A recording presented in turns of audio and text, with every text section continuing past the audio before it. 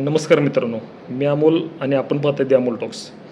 आज एका थोड्याशा वेगळ्या विषयावर बोलण्याकरता मी येत आहे. जे मला बरेच दिवसापासून फॉलो करतात त्यांना माहिती आहे की कृष्णागड फाउंडेशन नावानं गेली 10 वर्ष आम्ही एक NGO रन करतो आहे. 2019ला ज्यावेळेस प्रचंड मोठा महापूर सांगली, कोल्हापूर ह्या भागामध्ये आला, आमच्या भिलवडी गावामध्ये आला, त्यावेळी प्रचंड ताकदीने मदत मराठवाडा असेल, सोलापूर जिल्हा असेल, ह्या सर्व ठिकाणून उभी राहिली होती.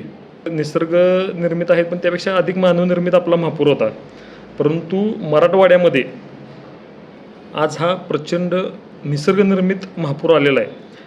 तिथल्या भागाला, तिथल्या भौगोलिक परिस्थितीला कधीही या महापुराची अशी सवय नाही.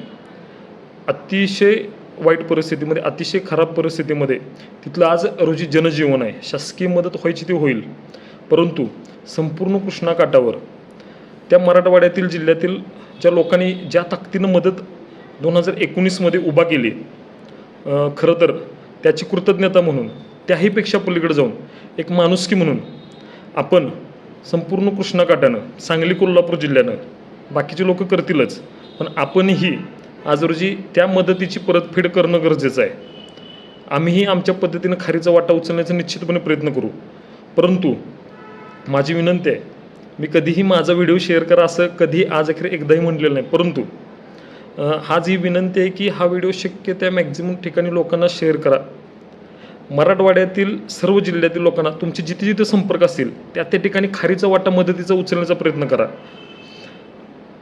काही आर्थिक स्वरूपातील मदत असेल, काही वस्तूंच्या स्वरूपातील मदत असेल, काही धनधान्याच्या स्वरूपातील मदत असेल, काहींना प्रत्यक्ष तिथं जाऊन काही मदत करता येणं शक्य असेल रेस्क्यूसाठी वगैरे, तर निश्चितपणे आपली मदत आज रोजी मराठवाड्यासाठी गरजेची आहे.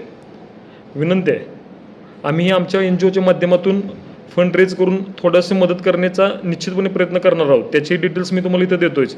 शक्य झालं तर इथेही मदत करा. परंतु तुमचे जर स्वतःचे जरी कॉन्टॅक्ट्स असतील त्या भागामध्ये, तरी त्यासाठी 2019च्या महापुरामध्ये आपली जी परिस्थिती झालेली होती, आज ती परिस्थिती मराठवाड्याची आहे.